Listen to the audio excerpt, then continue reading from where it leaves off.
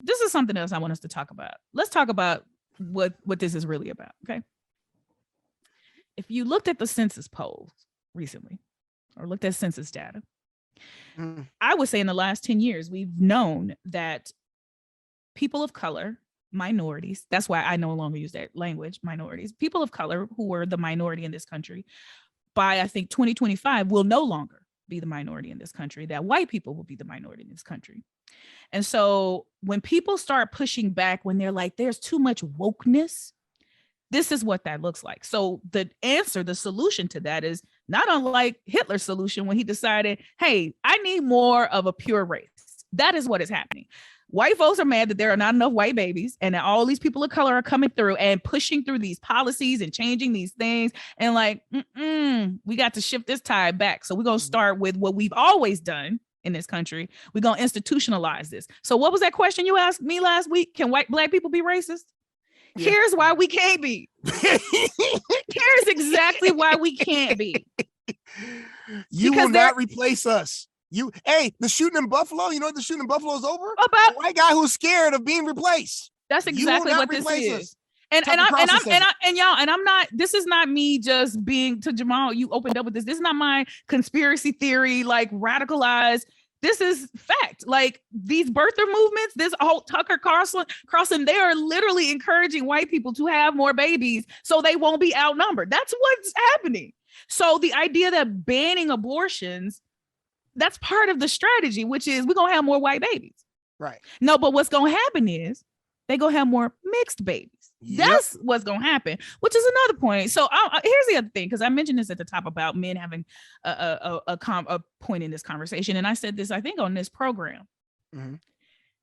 If you are a person who is the descendant of a slave or someone who is enslaved in this country, you above everybody else should be weighing in on this conversation when we're talking about full bodily autonomy.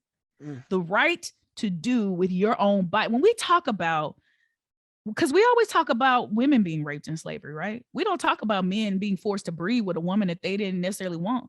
We ain't gonna even talk about whether or not somebody was gay or not and didn't want to have anybody of the opposite sex touching them. Like, we're not even gonna talk about all those things, those intricate nuanced things, right? But just the idea that from the moment that people of color, Black people specifically, came into this country, our bodies have not been ours to possess. Other people have used them for labor.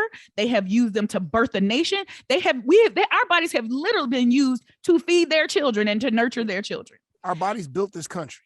Our bodies are the foundation. Our bodies preceded America. Exactly. But continue. No, so all of that to say, so men, when we're saying to you, you have a voice in this conversation, my point to you is, I'm not telling you to say what a woman should do. I'm saying stand in support of us saying we should be able to do what we want. And the reason why is because you get to do what you want with your body. No man, if I said to you right now, I don't think you should have a baby, you'll be like, that ain't none of your business. And you're right.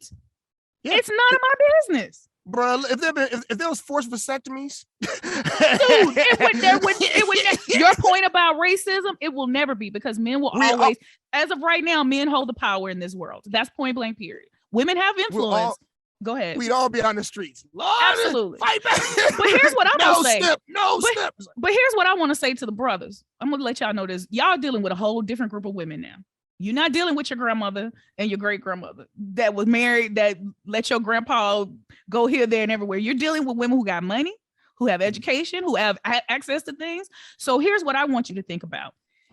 If women are going to be penalized for having children, you don't think that's going to impact you?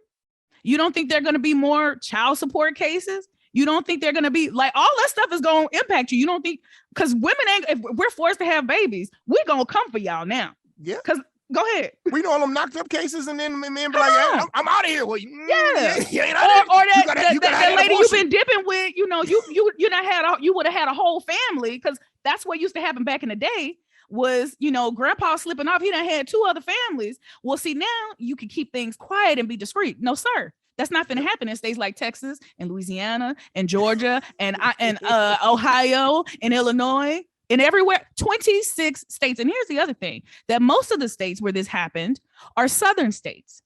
56% of the population in southern states are Black people. Y'all hear me? So Black folks, I want to say to y'all, and this is the other thing, I called out brothers or men, I'm talking to the community.